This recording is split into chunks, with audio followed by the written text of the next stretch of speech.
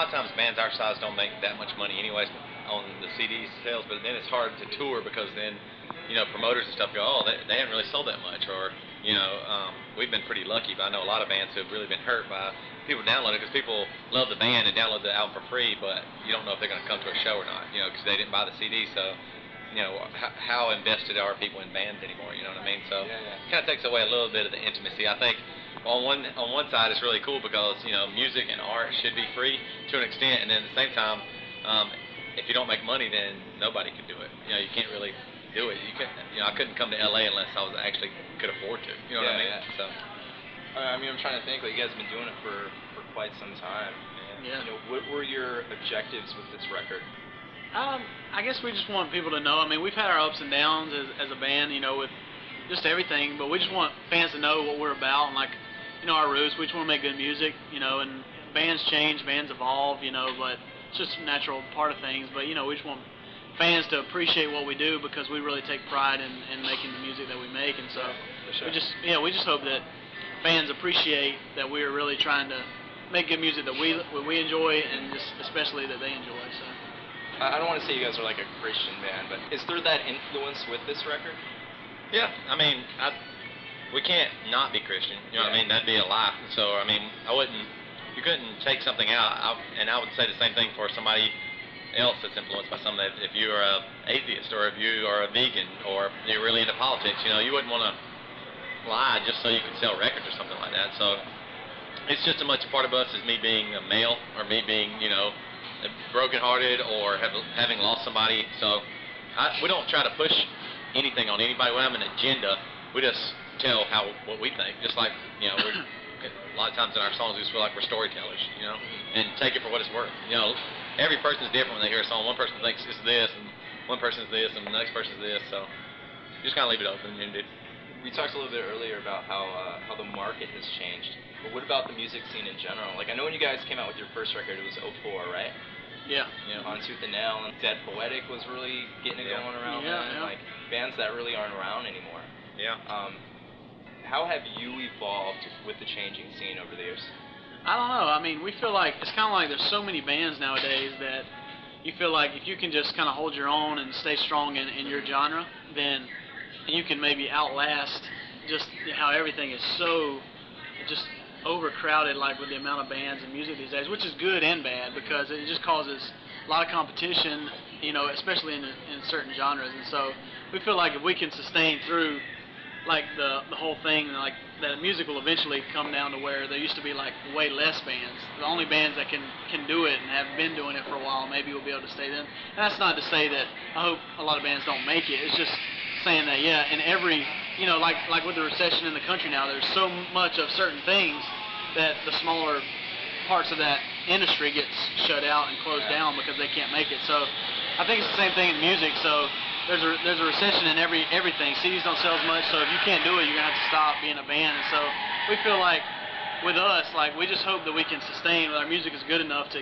keep us going through hard times in every situation. So we just want to be around as long as we can be. It won't be forever, but we just want to be able to make good music as long as we can. So yeah, hopefully it'll get to a point where there's less options. I think, especially in America, we've gotten to this society where we're all about options. I want 50 different kinds of cereals, and I want 50 different kinds of restaurants or bars to go to, and eventually that gets a little too crazy. It gets you become out of touch, and now with the internet and with all the music programs you can get, anybody in the world almost is in a band now. It's like one guy, he goes, I have a band, man. Oh, look at my hits on MySpace. So and nobody did anything to do it. There's no work ethic. There's no, man, I really worked hard, man. I was, traveled here and didn't make anything and lost money and on the side of the road stranded and all this. Nobody has any stories anymore. It's just, yeah, man, my parents got me a laptop and I wrote this really cool album.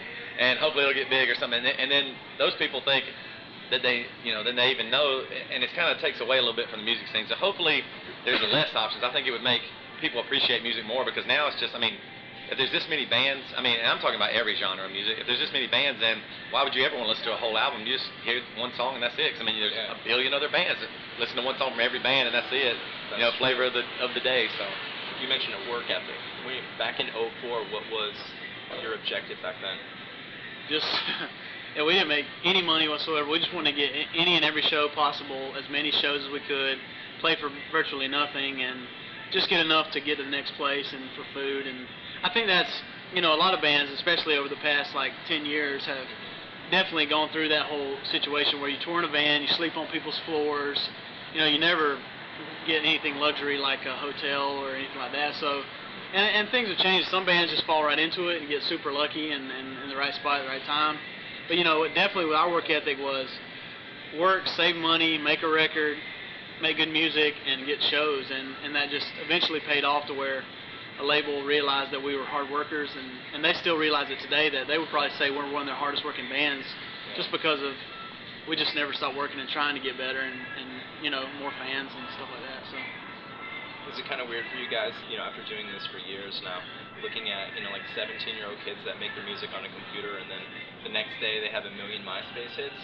It's pretty insane. Yeah, I mean, that's okay. I think if people like music, that's all right. Like I never really get, it's kind of the new thing now is like bands bashing on other bands too. Like, there's like a different genre of music coming up, and I hear about it all the time on websites, or you hear about it from other band members that this band said, oh man, this band's terrible, and don't listen to them. But I mean, the truth is, people are going to make music, and then it's all up to the listener. You know what I mean? Like, we're only here doing this interview right now because people liked our music and listened to it. Otherwise, it didn't mean anything. So it doesn't bother me that people, make their own music and are creative, but it does bother me that when it becomes like so easily accessible that it's not real anymore. You know what I mean? It's just it has to be real.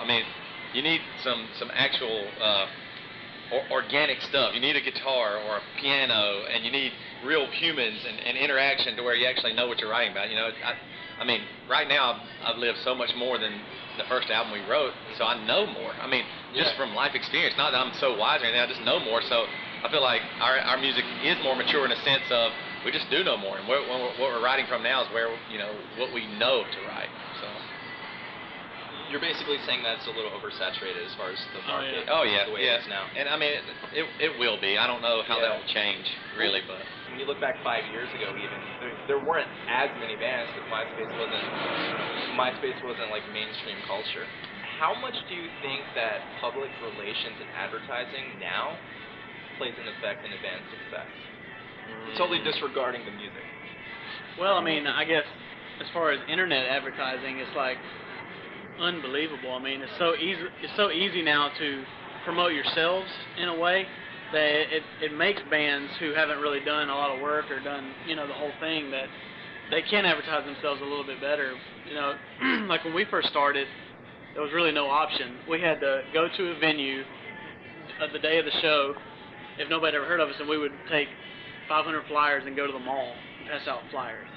So and bands, I'm not saying we're like the oldest band, we've done all this stuff, but bands up, forever like have been going through that stuff, because it's like it almost makes you appreciate it more because of all that you had to do just to get 30 people to come to your show that day.